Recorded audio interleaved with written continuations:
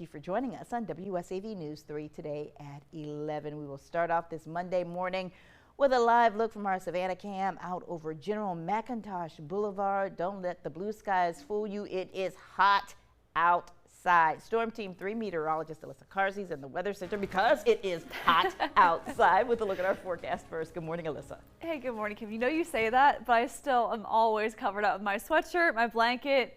The heater's on no matter what the temperature is outside.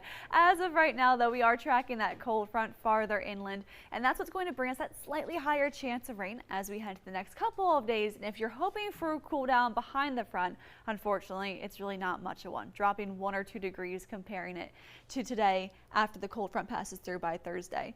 93 degrees is our feel-like temperature outside here in Savannah, 88 in Metter, and 93 degrees in Richmond Hill. We'll continue to see those temperatures climb back up into the triple digits as high as 105 degrees later on this afternoon, mainly dealing with a mixture of sunshine and clouds. And there is a low chance of 1 or 2 areas being able to enjoy the cooling rain showers, the cooling thunderstorms throughout the day. Otherwise, we all have to deal with the heat, the humidity, once again, thanks to that lower chance of rain. 93 degrees is the high temperature today in Savannah, to 92 degrees in Hampton, and 91 degrees for the high today in Metter. We do have that cold front gradually arriving from tomorrow into the next few days, so we'll talk about that coming up in the complete Storm Team 3 forecast in just a few minutes. Thank you, Alyssa. Topping our news this morning, a sentencing hearing is scheduled to begin in just about an hour for the former Fort Stewart soldier found guilty of opening fire at the military facility last year. Last Thursday, a military court found Sergeant Cornelius Radford guilty on 6 specifications of attempted murder in connection to the incident that injured 5 fellow soldiers. During the trial, the prosecution accused Radford that he intended to kill those soldiers he injured, and he sought out his commanding officers. Meanwhile, the defense argued Radford intended to provoke a deadly encounter with police and die in a shootout. The sentencing hearing for Radford is set for noon. WSAV's Evan Smoke is covering today's proceedings and will update us on air and online, beginning with First News at 4. Making headlines this morning, negotiations between the United States and Iran are underway in Switzerland. A 60-day diplomatic process seeking to end the war started over the weekend. According to a senior U.S. diplomat, so far the talks have covered elements of a nuclear deal, the ceasefire in Lebanon, and how to keep the Strait of Hormuz fully reopened.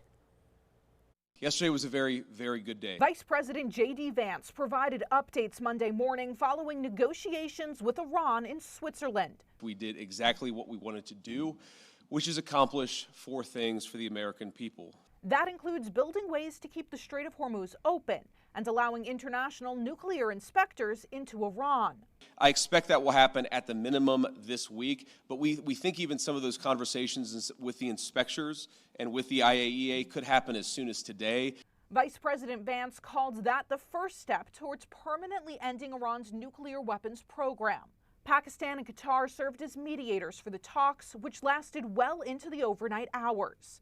The vice president says they also made good progress on addressing fighting between Israel and Hezbollah in Lebanon. This is not a deal that the United States is imposing on the region. This is a deal that the region has desperately asked the United States to put in place. The vice president says work is continuing to iron out additional agreements. We laid a very good foundation for a successful final deal.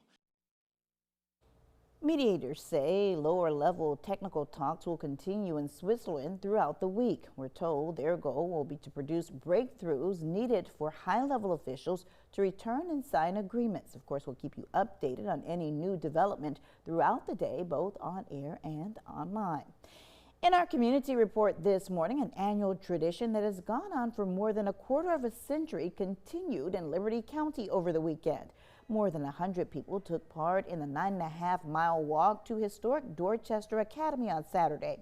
The complex in Midway once served as the county's only school for black students after the Civil War. It was later a key meeting location for leaders in the civil rights movement, including the Reverend Dr. Martin Luther King Jr. The event simulates the route that many students once took to receive an education.